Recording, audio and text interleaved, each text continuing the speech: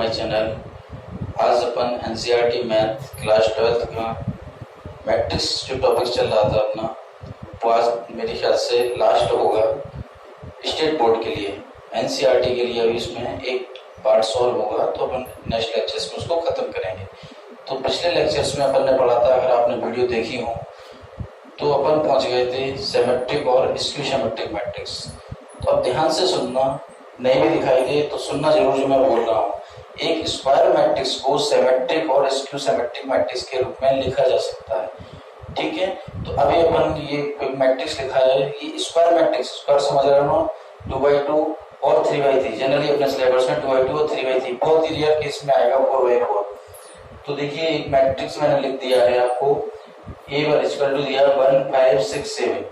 अपन इसको a plus A dash एक symmetric के रूप में लिखेंगे और एक स्क्यू सिमेट्रिक के रूप में लिखेंगे, ठीक है ना। मतलब a प्लस ए डैश की वैल्यू इसका डैश लगाने पर वापस यही आएगी, और a माइनस ए डैश का डैश लगाने पर माइनस का साइन के साथ आएगी। तो देखो जरा, ए डैश लिख लिया अपन ने, ए डैश क्या हो जाएगा 1 5 6 7। इसको ऐड कर दें a plus A dash 1 5 6 7 plus 1 6 5 7। Add करो जरा, 1 और 1 कितने हो गए आपके 2 11 11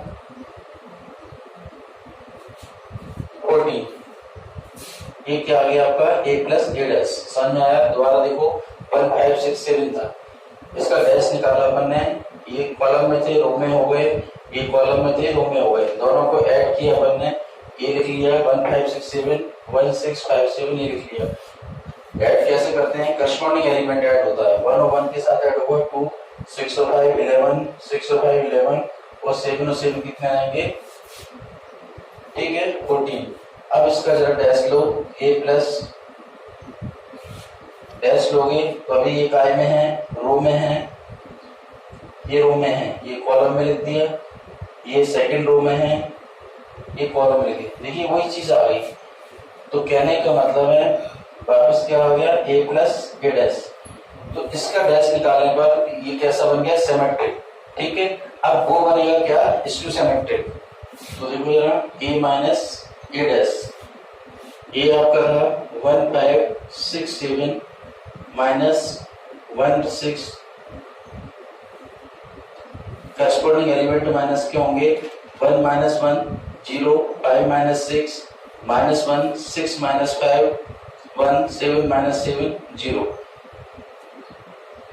इसका जरा डैश निकाल रहा हूं मैं। देखो अभी ये रो में है, ये कॉलम में लिख लिया, ये रो में है। अगर देखो माइनस कॉमन ले लें इसमें से, वापस वही चीज बच जाएगी। मैंने माइनस निकाल लिया बाहर, तो 0 माइनस 1 1 0, देखो वही चीज बच गई। यानी क्या आ गया माइनस ए डैश। तो a माइनस ए डैश, ये चीज ध्यान आ रही कुछ। अगर a dash equal to minus a आ जाता था, देखो इसका डैश निकाले पे वापस माइनस आ गया, इसका मतलब क्या हो गया स्क्यू सिमेट्रिक मैट्रिक्स। क्या बन गया स्क्यू सिमेट्रिक मैट्रिक्स, ठीक है। और ये क्या बन गया a डैश बराबर, इसका डैश निकाला वापस क्या बन गया a, तो ये क्या बन गया सिमेट्रिक मैट्रिक्स। एक मिनट दोबारा समझो जरा, मेरा करने का न्यूमेरिकल्स पार्ट्स का नहीं था, ये पार्ट्स अपन फिर कर लेंगे। मैं ये कह रहा हूँ एक स्क्वायर मैट्रिक्स को सिमेट्रिक के रूप में भी लिख सकते हो, इसको सिमेट्रिक के रूप में भी लिख सकते हैं। तो मैंने लिखना सिखाया है, a और प्लस ए डैश निकाल लिया, इसका डैश निकालो वापस वही चीज आ गई, यानी ये चीज पार्ट्स कैसा हो गया symmetric. a minus A dash निकाला अपन ने, इसका डैश किया तो माइनस के बराबर आ गया, तो क्या हो गया स्क्यू सिमेट्रिक मैट्रिक्स। अब देखिए इसी प्रॉपर्टी को मैं आगे कर रहा हूँ, तो सिमेट्रिक और स्क्यू सिमेट्रिक मैट्रिक्स। देखिए मैंने अभी बताया था a इक्वल टू कोई भी स्क्वायर मैट्रिक्स हो,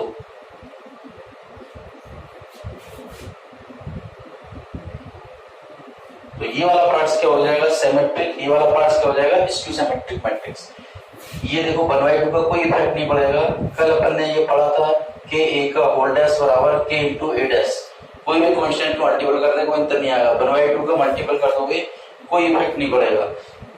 ठीक है, तो कोई भी मैट्रिक्स के लिए हम ये प्रूव कर सकते हैं 1/2 a प्लस a डैश एक पार्ट सिमेट्रिक आएगा और एक पार्ट आपका इसको सिमेट्रिक आएगा। जैसे देखिए भाई न्यूमेरिकल्स पार्ट्स कर रहे हैं अपन, अभी अपन ने किया था ये वाला पार्ट सिमेट्रिक और इसको सिमेट्रिक, अगर 1/2 का अपन मल्टीपल भी कर देंगे कोई फर्क नहीं होगा। मैंने पिछले लेक्चर्स में आपको बताया था कि k a का डैश इसका टू क्या था k a डैश, मतलब कांस्टेंट का फर्क नहीं पड़ता। तो देखिए a डैश निकालने अपन एक स्क्वायर मैट्रिक्स को इस फॉर्म में लिखेंगे अपन। तो देखिए इसको कोई नोटेशन दे दो, इसके बाद वाली स्टेप यहाँ पे a डैश निकाल लिया अपन ने, a डैश क्या हो जाएगा 1/5, कॉलम में हो जाएंगे -1 2, ये पार्ट्स कर रहा हूं मैं a plus a dash 1/5 -1 2 plus 1 -1 5 2, 1 और 1 कितने हो जाएंगे 2 4 4, ये निकाल लिया अपन ने a plus a dash 1/2 a plus a dash निकाल लें, 2 का डिवाइड करोगे 1 2 2 2। अब देखो इसका अगर डैश निकालोगे तो वापस वही चीज आएगी 1 2 रो में कॉलम में सेम वही आ जाएगा, यानी ये पार्ट्स कैसा हो गया आपका सिमेट्रिक। ठीक है, अब अपन निकाल रहे हैं a माइनस a डैश 1/5 -1 2, ये हो गया माइनस a डैश 1 -5 5 2, 1 -1 0, 5 + 1 6 -6 और 0, 1/2 a minus a dash divide कर दो 0 3 -3 0, दोनों पार्ट्स निकालिए, ये पार्ट्स निकाल लिए ये पार्ट्स निकाल लिए, ये वापस वैल्यूज में रख दोगे फर्स्ट में, सेम कंडीशन है। इसको अगर चेक करो देखो रफ में अगर इसको चेक कर लो तो माइनस का अंतर आ जाएगा, 0 क्या जाएगा 0 3 -3 0, अगर माइनस कॉमन ले लोगे देखो वही चीज बच जाएगी आपकी, यानी ये क्या बन गया इसको सिमेट्रिक मैट्रिक्स, और ये क्या बन गया था आपका सिमेट्रिक मैट्रिक्स। तो यही कह रहा है एक स्क्वायर मैट्रिक्स को सिमेट्रिक के रूप में लिखा जा सकता है। फ्रॉम फर्स्ट इसमें वैल्यू पुट कर दें अपन,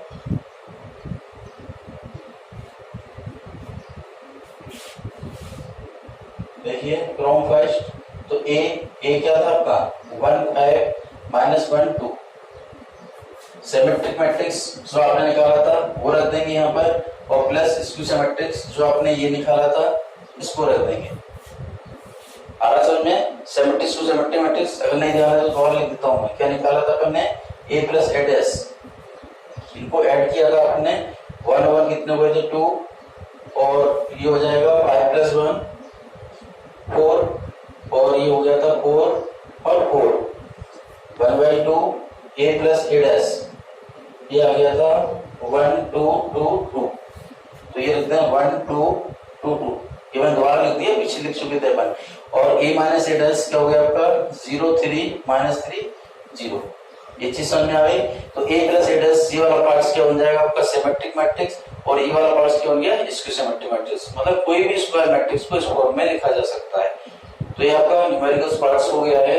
अब इसको अपन थ्योरम के रूप में भी लिख सकते हैं, क्या ये सिमेट्रिक है, अब अपने पास कोई वैल्यू नहीं हुई, अभी तो न्यूमेरिकल वैल्यू दे रहा था मैं, ठीक है। अब आपको ये देंगे a plus a dash check करो सिमेट्रिक है या नहीं, और a माइनस a डैश इसको सिमेट्रिक मैट्रिक्स है या नहीं। अब इसको सॉल्व करेंगे तो इसको नोट कर लीजिए।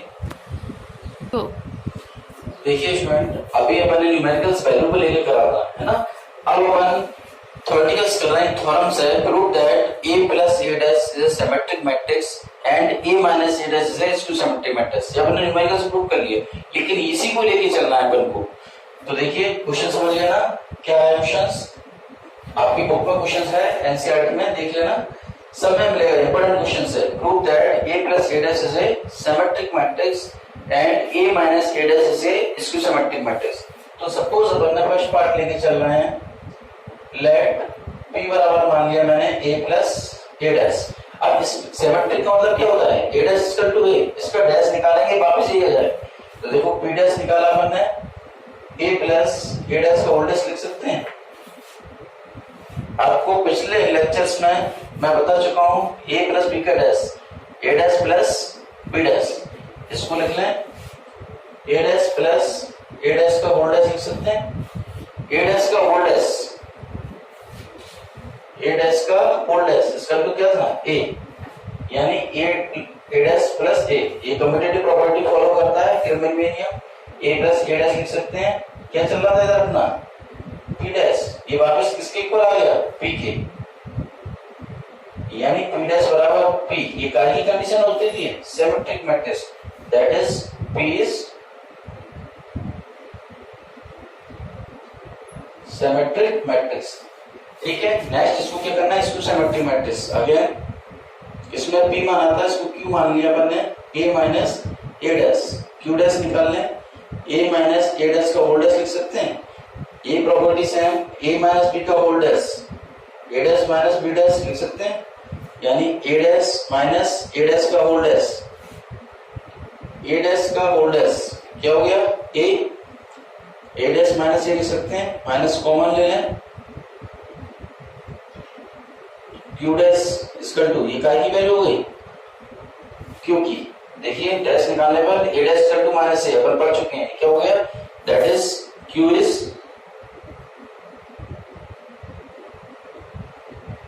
Skew symmetric matrix. मेरी ख्याल समझ में आया होगा, दोबारा देखो क्या है questions, prove that a plus a dash is a symmetric matrix and a minus a dash is a skew symmetric matrix। तो इसका डैश निकाला, वापस यही आ जाना चाहिए, डैश निकाला, ये डैश लिख लिया, a plus b का whole dash, a dash plus b dash लिख सकते हैं, a dash का होल डैश a, ठीक है, इस कम्यूटेटिव प्रॉपर्टी फॉलो करता है, a plus a dash लिख लिया, वापस इकाई की वैल्यू होगी p की, यानी p dash बराबर क्या हो गया p, that is skew symmetric matrix. q बराबर ले लिया a माइनस a डैश, इसका डैश निकाला, a माइनस b का whole dash, a dash minus b dash, a dash का whole dash, a minus common लेना, q लिख सकते हैं, that is q is skew symmetric matrix. आ गया तो समझ में, तो उसको आराम से नोट करो, दो थ्योरम सॉल्व है, एक ही जैसी हैं, उसको करते हैं। गो देखिए स्टूडेंट, नेक्स्ट आपका थ्योरेटिकल क्वेश्चंस है, सब में मिलेगा, इंपॉर्टेंट क्वेश्चंस है, prove that the matrix b dash ab is a symmetric if a is symmetric. Question समझ आया, ये सिमेट्रिक होगा जबकि a सिमेट्रिक है, a सिमेट्रिक का मतलब a dash equal to a। अच्छा, सेम इसी का कोई एक और क्वेश्चन है, prove that the matrix b dash ab is a skew symmetric matrix if a is skew symmetric matrix. दोनों क्वेश्चंस पैरेलल्स हैं, एक जैसे ही हैं, थोड़ा थोड़ा सा डिफरेंस, सिमेट्रिक है तब ये सिमेट्रिक आना चाहिए। तो देखो गिवन a इज सिमेट्रिक, अगर ये सिमेट्रिक है यानी a डैश इक्वल टू क्या हो गया a, इस कंडीशन का यूज करेंगे। अब लेके चलो क्वेश्चंस में b डैश ab, ये लेके चल रहे हैं, तो b डैश ab, इसका डैश लिया अपन ने, अभी आपको मैंने बताया था ab का dash whole dash equal to क्या होता है b dash a dash, order change हो जाता था, ये प्रॉपर्टी क्या बताई थी मैंने न्यूमेरिकल्स करते समय आपसे बोला भी था। तो ab आगे आ जाएगा, ab का होल डैश b डैश का होल डैश, ये चीज समझ में आई, ये पार्ट्स अलग हो गया, ये पार्ट्स अलग हो गया, तो ये वाला पार्ट्स आगे आ गया, ये पीछे आ गया, देखो ab whole dash b dash a dash, यहां तक क्लियर। अब ये प्रॉपर्टी इसमें फिर लग जाएगी, ab का डैश क्या लिख सकते हो b डैश a डैश, और b डैश का होल डैश क्या बन जाएगा b, यहां तक क्लियर। ये चल रहा है b dash ab, a dash equal to a from first, b dash a dash के लिए क्या रख दोगे a, देखो जरा, इसका डैश निकाला, वापस यही चीज आ गई, इसका मतलब क्या है, इसका डैश निकाला, यही चीज आ गई, इसका मतलब क्या है सिमेट्रिक मैट्रिक्स है, that is b dash ab is the symmetric matrix. आया समझ में, दोबारा देखो, अगर a सिमेट्रिक है तो ये भी सिमेट्रिक होगा, a सिमेट्रिक है मतलब a dash equal to a ले लिया, इसका डैश निकाला, डैश निकालने पे देखिए ये वाला पार्ट्स आगे आ गया b डैश, ठीक है, ab का डैश, ab का डैश को क्या लिख सकते हो b dash a dash, b dash a dash, ठीक है, तो क्या हो जाएगा आपका, देखो b dash a dash, b dash का होल डैश b हो गया, a डैश इक्वल टू क्या था आपका, a डैश इक्वल टू क्या था a, ठीक है ना, तो ये हो जाएगा आपका b dash ab is a symmetric matrix. ठीक, अब इसका सेकंड पार्ट और करते हैं, इसको तो नोट करिए। नेक्स्ट पार्ट जो अपन चाह रहे थे स्क्यू सिमेट्रिक मैट्रिक्स में, अभी अपन ने पढ़ा था a अगर सिमेट्रिक है तो ये भी सिमेट्रिक होगा, अब इसमें पढ़ रहे हैं a अगर स्क्यू सिमेट्रिक मैट्रिक्स है तो ये भी क्या होगा स्क्यू सिमेट्रिक मैट्रिक्स होगा। स्क्यू सिमेट्रिक मैट्रिक्स की कंडीशंस क्या पढ़ी थी अपन ने, a dash equal to minus a। Question समझ गए? तो देखिए given a is skew symmetric matrix यानी a dash equal to a। देखो इसका डैश ले लें, a डैश की मल्टीपल प्रॉपर्टी पढ़ी थी, a b का होल डैश कन्वर्स हो जाता है b dash a dash, b आगे आ जाएगा। इसमें देखो a b डैश एक पार्ट था, a b डैश और b डैश का होल डैश, b डैश का होल डैश क्या था b, a b डैश का फिर यही बन जाएगा b डैश a डैश। एक मिनट देखो from first a dash equal to क्या था, a डैश इक्वल टू क्या था माइनस a, इसलिए माइनस लगा रहे हैं, minus b dash a b।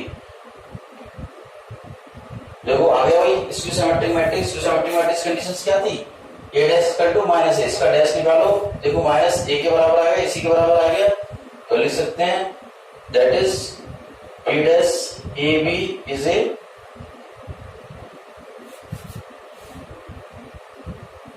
Skew symmetric matrix. समझ आया? एक बार फिर देखो, अगर a स्क्यू सिमेट्रिक मैट्रिक्स है तो a डैश बराबर क्या लिख सकते हैं माइनस a, तो इसको चेक करना है ये स्क्यू सिमेट्रिक होगा, मतलब ये इसके माइनस के बराबर आ जाएगा ये वाला पार्ट्स।